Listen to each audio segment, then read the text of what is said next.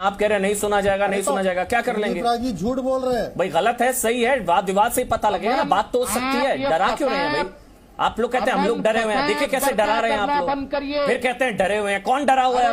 डरा डरा कर डरते हैं आप लोग, डरा डरा कर डरते हैं आप लोग। मत डराइए भाई, मत डराइए ना, मत डराइए की बात मत करो आप। हाँ हाँ हाँ, आप बड़ा जोड़ने की बात कर रहे हैं, गला काट कट्टरता का समर्थन करके आप जोड़ने की बात कर रहे हैं। चलिए ठीक है, अब उनको कंप्लीट करने दीजिए, कोई गला बोलने काटने दीजिए, का बोलने समर्थन नहीं दीजिए, किया जाता। बोलने दीजिए कम से कम। कादिर साहब बोलने तो दीजिए कम से कम। समर्थन नहीं किया जाता, आपने विरोध नहीं किया। इतने इनटॉलरेंट क्यों हो रहे हैं पूछा लेकिन एक बार जवाब नहीं दिया आपने। बस बोलिए बोलिए, आप बोलिए, कंप्लीट करिए। संगीत रागी कंप्लीट कर लीजिए, बोलिए रागी साहब।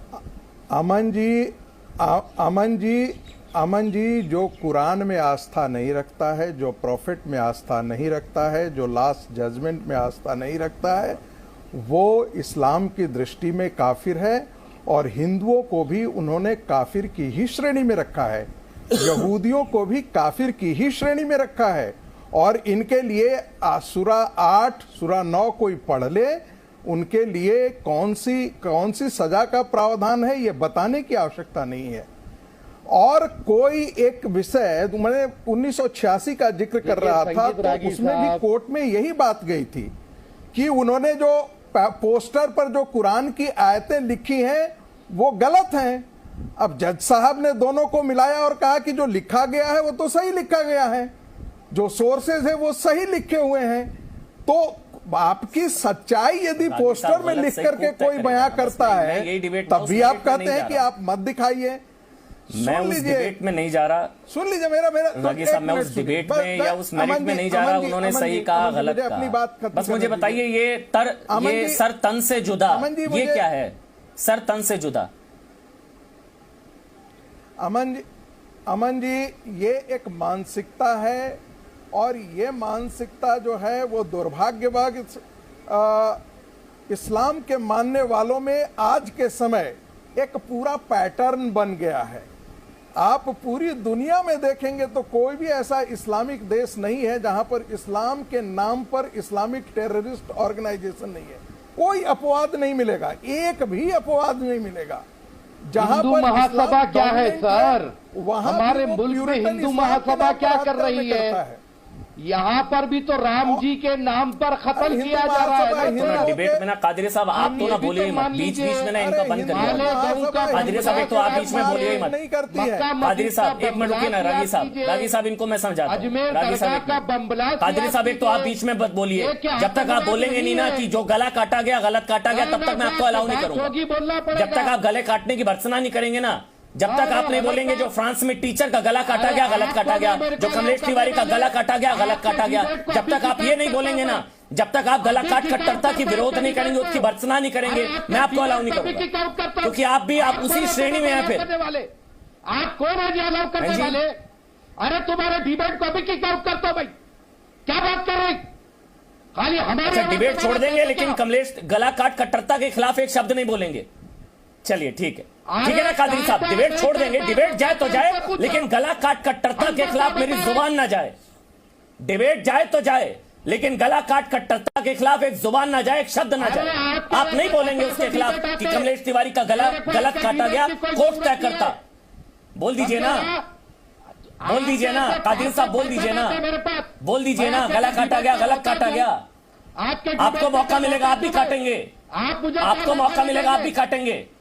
चलिए मैं आपसे पूछता हूं, अगर धार्मिक भावनाएं आहत होंगी आप भी कटा काटेंगे? पूरे देश को बांट रहे हैं तुम, हिंदू मुस्लिम को। आप गला काटेंगे धार्मिक भावनाएं आहत होंगी तो? पूरे देश को बांटने का काम कर रही। तो बोल दीजिए ना गलत गला काटा गया, फ्रांस में गलत गला काटा गया, वसीम रिजवी के गला काटने की बात गलत है जी। अरे फ्रांस में जाके पूछो ना, फ्रांस में जो गला काटा गया गलत काटा गया। अपने देश को तो बिगाड़ रहे हैं आप। अच्छा कमलेश तिवारी का गला काटा गया गलत काटा गया, काम कर रहे हैं आप।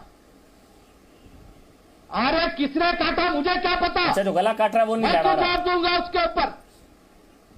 जिसने भी काटा गलत काटा, जिसने भी काटा गलत काटा। हिंदुस्तान में फिरते हैं आप नहीं बोल सकते गलत काटा, किसने आप नहीं बोल सकते गलत काटा, वजह कुछ भी हो। मैं नहीं कहूंगा इस बारे में कुछ भी।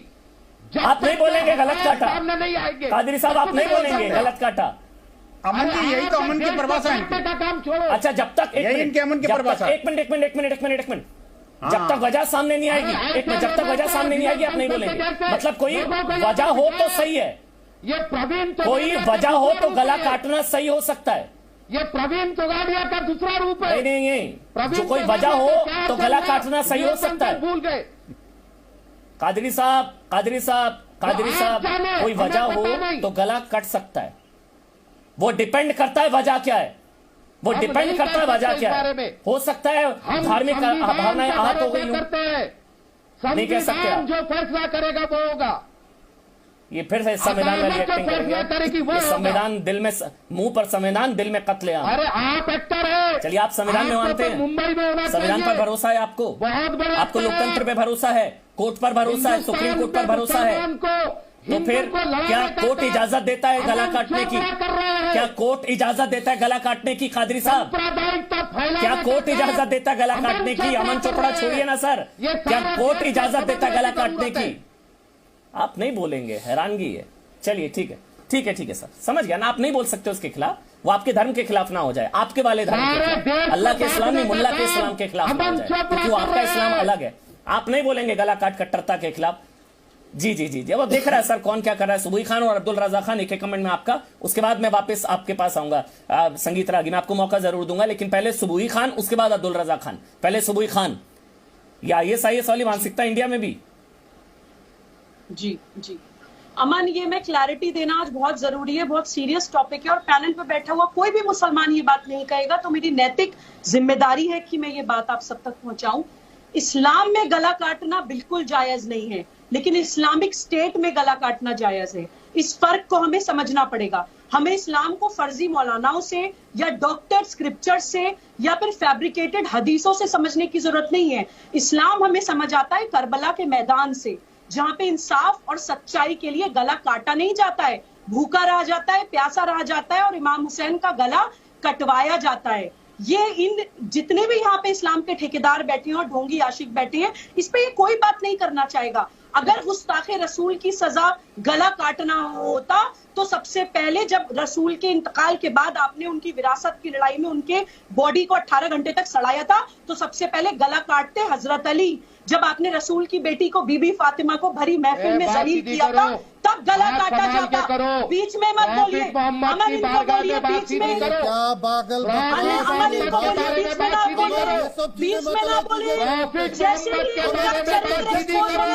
बीच में बोलना, बीच में ना बोलिए। महिलाओं की आवाज कम करवाइए, अमन इनकी आवाज कम करवाइए, अमन इनकी आवाज कम करवाइए। अमन